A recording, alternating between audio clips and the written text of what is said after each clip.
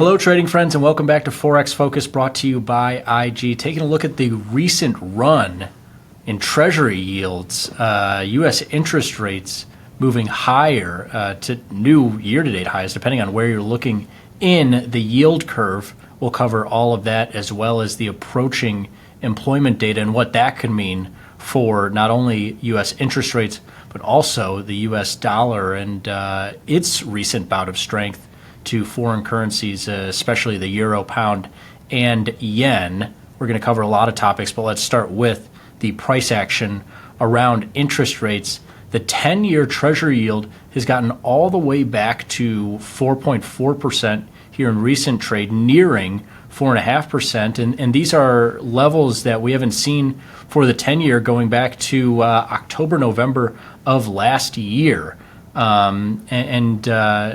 You'll remember that the Fed doesn't technically control this 10-year yield. It doesn't control any of the Treasury yields. These are markets that are constantly moving with where traders and investors in the market think that they should be. But the bounce back that we've seen in 10-year yields over the course of the last few months, and especially in the last week or so, to new year-to-date highs, and like I say, new highs since November there. This is consistent with the theme that we're seeing play out amongst the Fed members, especially Fed Chair Powell, and the U.S. interest rate environment in general, which is maybe we're not cutting interest rates as soon as you might have thought, and maybe we're not cutting interest rates by as much as you might have thought a few months ago, especially in December of 2023. The expectation for December of 2024, as we have here in front of you, was, maybe 6-7 interest rate cuts this year in 2024, which would have lined up with about 150 basis points or so lower than where interest rates currently reside, around 5.5%. But the 10-year yield is rising. Also, the futures market around the Fed funds interest rate, the overnight rate, which the Fed does control, projections for that rate are also rising. Now, you can see that the projections are only around 50 to 75 basis points lower than where they currently are. And I know it's small, but there's now a small chance, around 2%, that the Fed doesn't cut at all here in 2024, which would have seemed completely ludicrous a few months ago. But you have Powell in recent statements saying that the Fed, quote, can be a little more confident about inflation coming down before cutting rates. And this is coming at the same time that other global central banks are seeing their inflation take a little bit of a nosedive, and they're looking at cutting interest rates maybe sooner than the Fed. More on that in a second. But they might not be cutting rates by as much as you had thought. Like I say, right now, pricing in only around 2 to 3 cuts, or 50 to 75 basis points lower than the current rate, and an outside chance that they don't cut at all. When are they projected to commit their first cut, if they are going to cut here in 2024? And you're similarly seeing that the chances for that first cut, which has been priced in for June, that those odds are also moving closer and closer to 50-50 or more in the column of maybe no cut in June. Right now, less than a 60% chance of this first cut coming in June. And you might say, well, Frank, that's still a considerable chance. It's more likely than not that they cut in June. Well, keep in mind, not only was the market looking different in December for the end of 2024, which is to say they were pricing in 2 times as many rate cuts as they're pricing in now, but also the chances of interest rates in the U.S. being lower by the June FOMC meeting, which is the probabilities that we're looking at here, were so much higher a few months ago. And even a few weeks ago, these chances were more in the range of 65, 70, even 75% at certain points in the last couple of months here, and now down to 59%.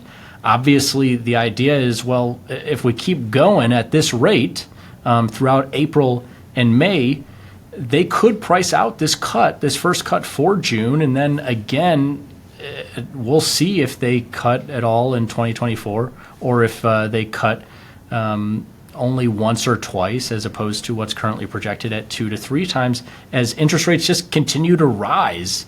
Now, of course, a big piece of this will be what we see in the employment data.